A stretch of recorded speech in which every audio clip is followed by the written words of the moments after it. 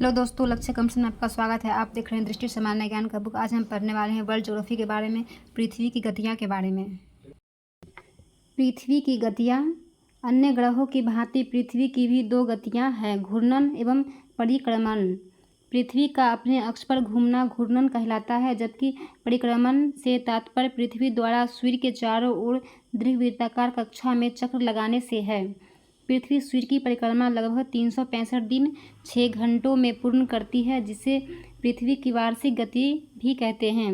एक वर्ष में 365 दिनों की अवधि पृथ्वी के परिक्रमण काल के आधार पर ही होती है। शेष 6 घंटे की अवधि 4 वर्षों में 24 घंटे के रूप में एक दिन को पूर्ण करती है। इस प्रकार हर चौथे वर्ष में 366 दिन होते हैं, जिसे अर्ध वर्ष लीप ईयर कहते हैं।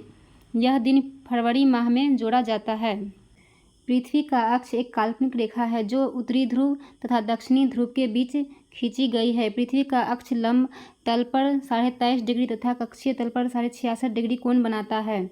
पृथ्वी का अक्ष अपने परिक्रमण मार्ग पर सदैव एक ही ओर झुका रहता है। इस कारण उत्तरी गोलार्ध 6 महीने सूर्य के सम्मुख रहता है। इस स्थिति में उत्तरी ध्रुव पर हमेशा दिन रहता है और दक्षिणी ध्रुव में रात रहती है।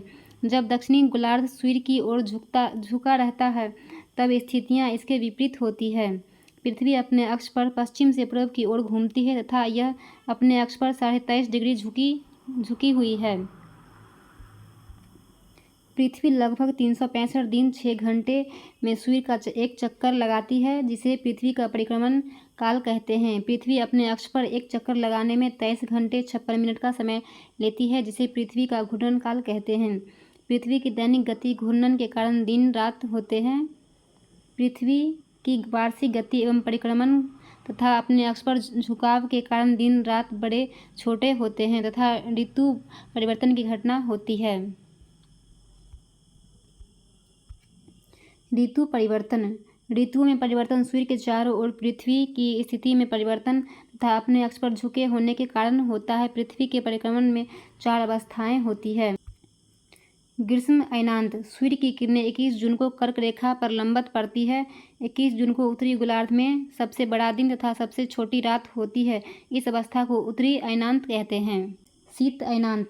सूर्य की किरणें 22 दिसंबर को मकर रेखा पर लंबवत पड़ती है। इस स्थिति में दक्षिणी गोलार्ध में ग्रीष्म ऋतु होती है, जिसमें दिन की अवधि लंबी तथा रातें छोटी होती है। पृथ्वी की इस अवस्था को दक्षिणी अयनांत कहा जाता है। समुद्र तल को आधार मानकर समान ऊंचाई के स्थानों को जोड़ने वाली काल्पनिक रेखाएं कंटूर रेखा कहलाती है। हैचुर रेखा नक्शे पर ढाल को दिखाने के लिए खींची गई असंबद्ध रेखा है। मैग्नेटिक मेरिडियन पृथ्वी के उत्तरी एवं दक्षिणी चुंबकीय क्षेत्र से गुजरने वाली एक काल्पनिक रेखा है। वैज्ञानिक आधार पर मानचित्रों को बनाना कार्टोग्राफी कहलाता है। मानचित्र पर क्षेत्रफल को मापने के लिए प्रयुक्त यंत्र को प्लैनीमीटर कहते हैं। ऐसा नक्शा जो किसी विशेष विषय को प्रदर्शित करता है, उसे विषयगत मानचित्र कहते हैं। विषुव। 21 मार्च तथा 23 दिसंबर को सूर्य की किरणें विषुवत रेखा पर लंबवत पड़ती है, इसीलिए इन दोनों तिथियों को संपूर्ण पृथ्वी पर रात एवं दिन बराबर होते हैं।